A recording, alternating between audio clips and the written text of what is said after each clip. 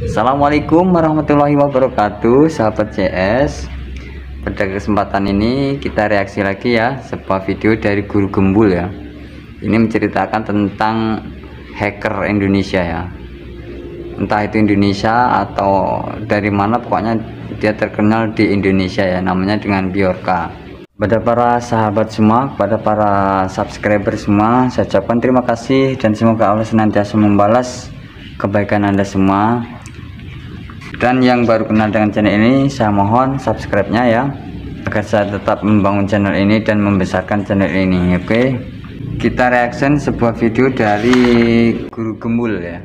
Hacker ini sangat interaktif ya, maksudnya interaktif itu dengan walaupun sudah diblokir sama negara sama pemerintah, tapi dia tetap masih bisa komunikasi dengan viewernya ya.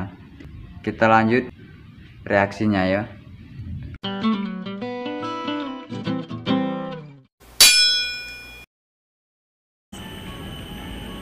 Assalamualaikum, selamat datang. Tahun 2022 itu mendapatkan serangan cyber dari para hacker sebanyak sekitar 1,5 miliar kali dalam sehari. Sesuatu yang sangat membagongkan.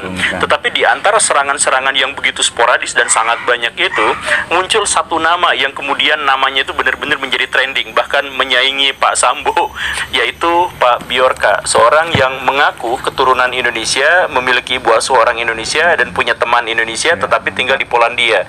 Dan dia menghack dan kemudian mencuri data-data yang ada di Indonesia, itu sepenuhnya adalah karena dia memiliki sesuatu yang bisa kita terjemahkan sebagai nasionalisme, bahwa dia itu sayang, suka terhadap Indonesia, tetapi dia kesal karena Indonesia selalu dipimpin oleh orang-orang yang tidak baik, atau orang-orang yang tidak berkompeten, atau orang-orang yang korup. Pada batasan tertentu, kayaknya semua ya warga negara Indonesia itu kalau dipimpin oleh seorang pemimpin yang kurang baik itu semua tuh merasa kurang senang ya. Oke, kita lanjut. dia sebenarnya sama seperti hacker yang lain. Dia mengambil data secara ilegal, kemudian menjualnya di deep web, dia dapat untung dan lain sebagainya. Tetapi di lain sisi ada sesuatu yang khas yang bagi saya belum tahu ya, tetapi bagi saya ini adalah pertama kalinya ketika saya melihat ada hacker begitu interaktif dengan masyarakat dari sebuah negara yang dia bobol dokumen-dokumen rahasianya.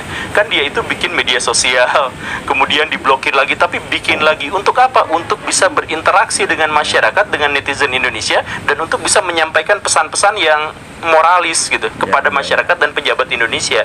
Bahkan dia sampai menerima requestan untuk ngebobol siapa, sama seperti yang sebelumnya dilakukan oleh Pak Denny Siregar. Itu Pak Denny Siregar itu iri, kenapa saya yang dibongkar, kenapa itu enggak. Nah ternyata Pak Anies juga dibongkar. Itu kan requestan sebenarnya. Kok bisa ada hacker yang bisa berinteraksi seintim itu dengan masyarakat yang negaranya itu dibobol sama dia. Nah saya pikir ini harus digarisbawahi. Ada kemungkinan besar dia memang orang Indonesia, kemungkinan besar, tapi saya tidak tahu ya, belum bisa berspekulasi. Dan di sini saya bukan akan membahas tentang identitasnya, saya justru akan menanggapi pernyataan dia terkait dengan bahwa pemimpin di Indonesia itu adalah pemimpin yang tidak berkompeten. Kurang lebih kalimatnya di media sosialnya dia katakan seperti ini. Ini adalah era baru untuk berdemonstrasi dengan cara yang berbeda. Tidak ada yang akan berubah jika orang bodoh masih diberi kekuatan yang sangat besar. Pemimpin tertinggi dalam teknologi harus ditugaskan pada seseorang yang mengerti, bukan politisi dan bukan seseorang dari angkatan bersenjata, karena mereka hanyalah orang-orang yang bodoh. Pesan ini jika dipecah menjadi kalimat-kalimat yang lebih kecil, banyak diantaranya yang tidak bisa kita nilai kecuali dengan nilai-nilai normatif, karena itu nilainya menjadi nilai yang subjektif. Tetapi kalau misalkan kita lihat secara keseluruhan, kita harus akui bahwa pesan ini benar. Maksudnya banyak sekali orang-orang di Indonesia itu yang dipimpin oleh orang-orang yang tidak paham. Dan bahkan kemarin di beberapa episode saya pernah jelaskan, misalkan di Indonesia itu Menteri Pendidikan sedikit sekali yang latarnya justru adalah kependidikan. Di Indonesia itu sepanjang sejarah Menteri Pemuda dan Olahraga tidak pernah tidak pernah muda dan tidak pernah mantan atlet atau yang semacam itu, yang mengerti betul terkait dengan keatletan dan keolahragaan. Seperti itu. Kominfo, ya kita mengetahui masalah yang seperti itu. Dan banyak sekali kementerian-kementerian yang diserahkan kepada orang yang tidak tepat. setidaknya secara akademis kita mengetahui yang seperti itu. Nah, kenapa juga banyak sekali di antara pemimpin dan pejabat-pejabat Indonesia itu yang seperti itu? Nah, di sini saya mengumpulkan ada 4 penyebab kenapa pejabat-pejabat di Indonesia itu menjadi tidak berkompeten. Dan harus saya tekankan, saya baru berbicara tentang masalah rekrutmen saja. Kita mulai saja. Yang pertama itu adalah kenapa pejabat-pejabat di Indonesia itu tidak berkompeten. Karena pejabat yang menjadi pejabat itu sejak awal masuknya itu berbohong, atau banyak di antara mereka yang tidak jujur sama sekali. Kita jangan dulu ke pejabat, kita mulai dari rintisan yang lebih awal lagi. Misalkan CPNS. Kita mengetahui ya, CPNS itu selalu saja diselingi dengan berita-berita yang bombastis terkait dengan ketidakjujuran, terkait dengan suap dan sebagainya. Ada orang yang habis-habisan belajar berusaha untuk jadi PNS, tapi kemudian dia dikalahkan oleh kursi kosong. Ada orang yang kalau mau jadi PNS dia harus nyogok dulu sekitar 250-350 juta dan sebagainya untuk menjadi PNS. Dan kalau misalkan sudah seperti itu, maka sebenarnya bukan untuk jadi PNS saja ya, atau ASN. Untuk jadi tenaga honorer itu pun dikenakan biaya ya. Contoh saya pun mengalami sendiri ya. Saya ditarik dengan kisaran waktu itu sekitar 20 juta. 20 juta dengan hanya saya seorang serabutan atau buruh sedapatnya gitulah. Itu ditarik segitu guys. Coba bayangin. Sampai sekarang pun saya sebenarnya udah nggak terima ya dengan mereka. Tapi ya udahlah, juga ada teman yang ngasih support lah. Anggaplah itu kita sebagai korban gitu. Oke, lanjut. Ada 2 kerugian besar. Kerugian yang pertama itu adalah kerugian negara, di mana negara yang seharusnya mendapatkan sumber daya yang sangat berkompeten, tapi malah sumber daya yang berkompeten itu tersisih, dikalahkan oleh orang-orang yang nyogok. Kan begitu. Jadi orang yang pinter, orang yang berkompeten akhirnya tidak bisa menjadi apa-apa dan tidak berada pada tempatnya, sedangkan orang yang tidak jujur ada di situ. Itu masalah yang pertama kan. Masalah yang keduanya adalah orang yang nyogok jadi PNS dan kemudian diterima itu berarti adalah orang yang sebenarnya tidak jujur sehingga dia pasti korupsi.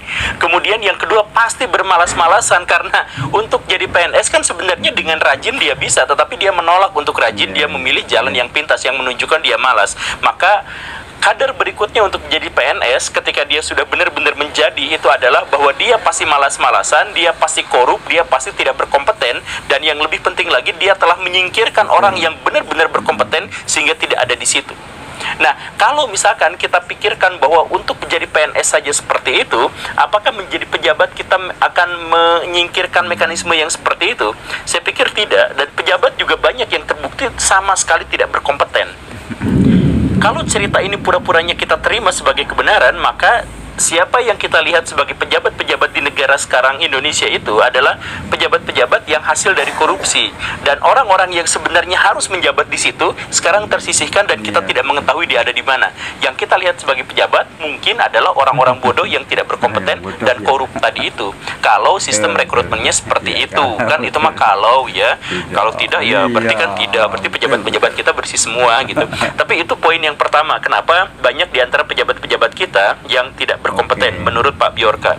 Kemudian yang kedua adalah bahwa rekrutmen di Indonesia itu seringkali dan udah menjadi rahasia umum, bukan gara-gara kompetensi tetapi gara-gara the power of orang dalam. Bagus nggak sih saya ngomongnya?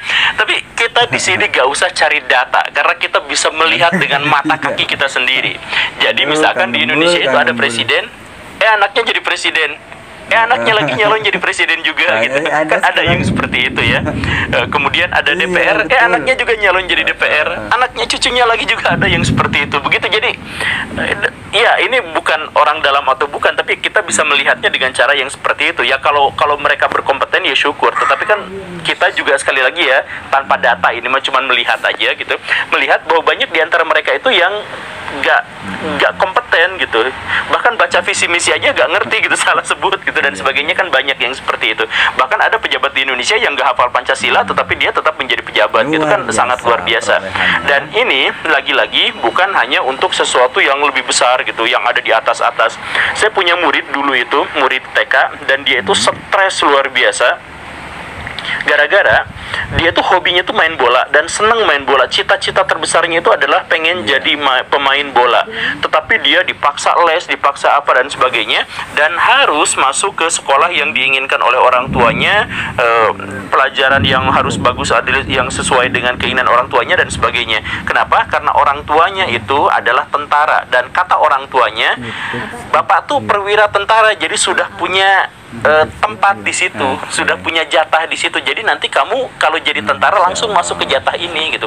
Si anak itu gak mau, saya kekeh pengen jadi saya pengen jadi pemain bola, tetapi diabaikan, dan akhirnya si anak itu depresi, tertekan, kena narkoba, dan ya sesuatu yang lebih buruk daripada itu.